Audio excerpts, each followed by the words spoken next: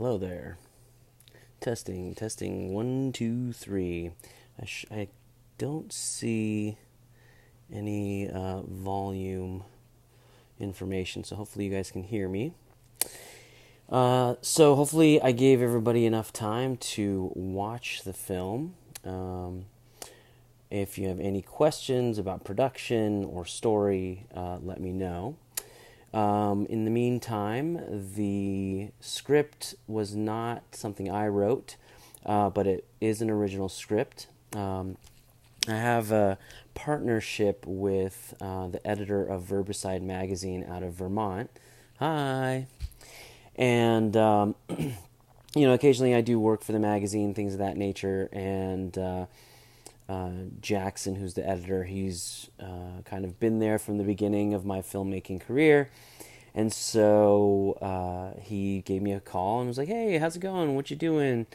As far as passion projects. And I didn't really have anything lined up. And I kind of made an offhand joke about, well, now it's time for me to get paid to make movies instead of borrow money to make movies, or at least, raise money and that kind of thing. We kind of had a laugh about that. Then the next day he called me and he said, "Hey, my brother gave me a script to edit and I think it's right up your alley. And the reason I thought of you, other than the subject matter, is when he handed it over, he said, 'Yeah, you could probably film this for $100.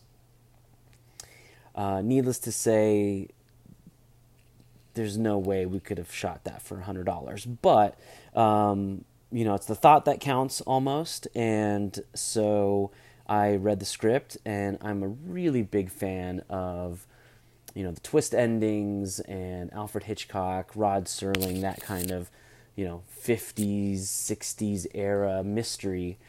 With a dash of science fiction. It's right up my alley. So I said, "Hey, listen, it's going to be a lot more than $100, but I think we have something here." So started getting the crew together, and by the time we were done shooting and began post production, I think we spent about $2,000.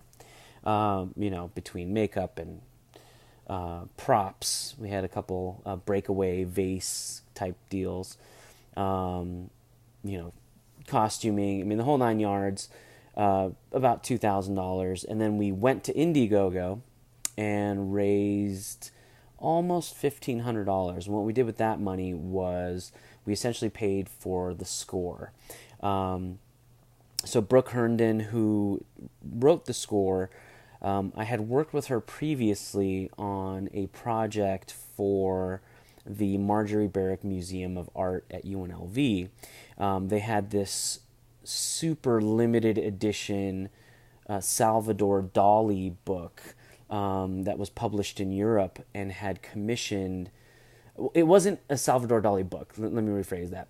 It was a book called the Decameron, which is hundreds and hundreds of years old, but they commissioned Dali to do 10 illustrations in the book. And so this was on display. I shot video of it, but had no audio.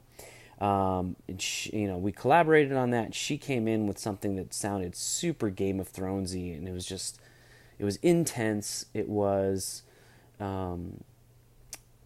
very eye-opening that, someone in their undergrad kind of came up with something like that. And so when we started post-production of My Name is Art, and I kind of had a first assembly together, I sent it to her. I said, "Listen, this is an unfinished, really, really crappy version of the film.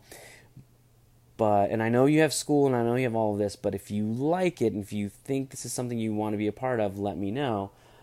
Needless to say, she wanted to be a part of it. We essentially divvied up the Indiegogo money to pay for the studio time. Each and every musician got paid.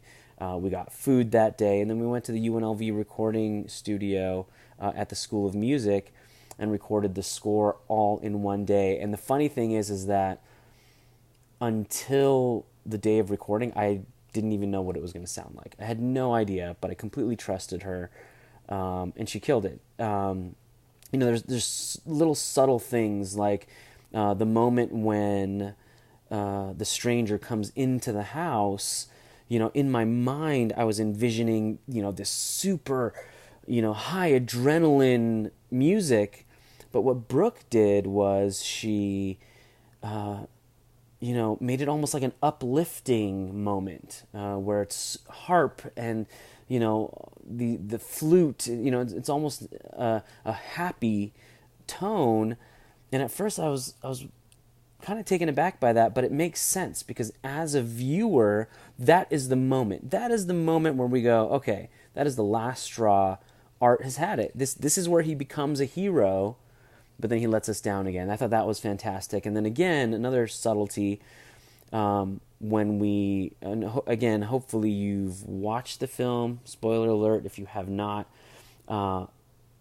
When we finally, as a viewer, realize that art is not human, that art is in fact a robot, a fabrication, a cyborg, no, not a cyborg, 100% robot, that is when a new instrument was introduced into the score, being the human voice. So up until that moment, the instrument of human voice was not in the score until the mask is coming off, and then and very, very strongly we hear the instrument that is the human voice, the human touch.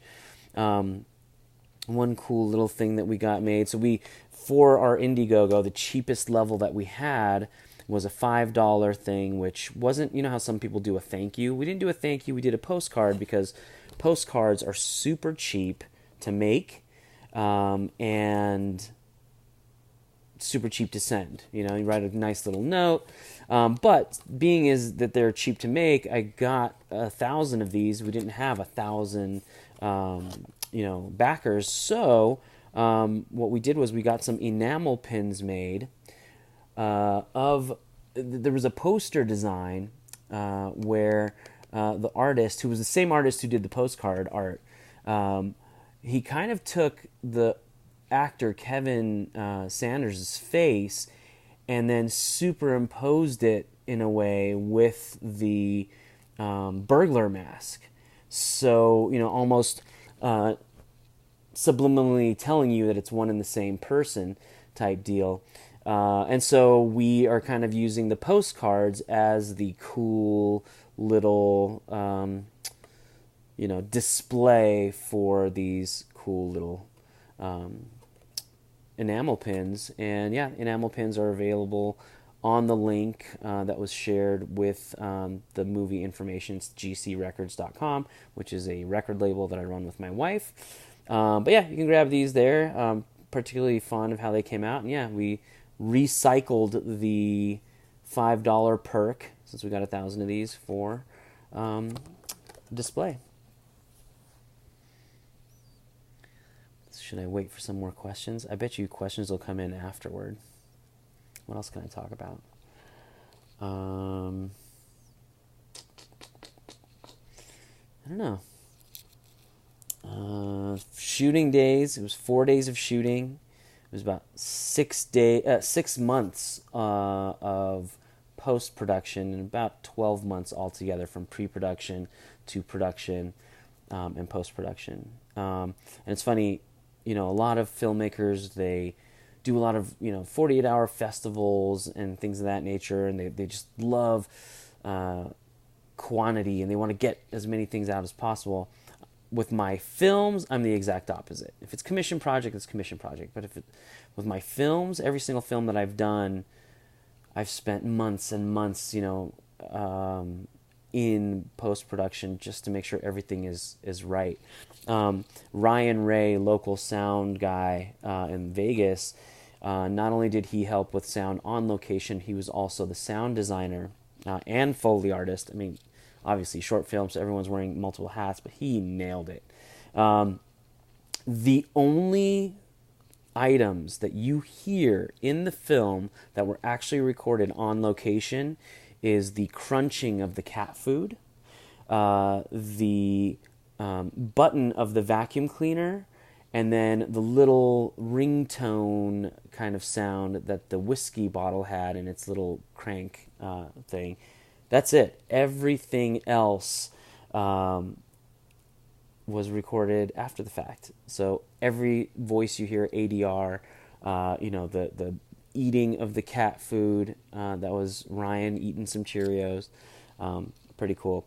I have a few upcoming productions, but they're all in pre-production right now. They're all in limbo, and I almost feel an obligation to the public, my fans, not that I have any, to not announce anything until something is almost done with post-production, and I've already got the marketing and all the artwork and everything already designed. Now, if we have to include a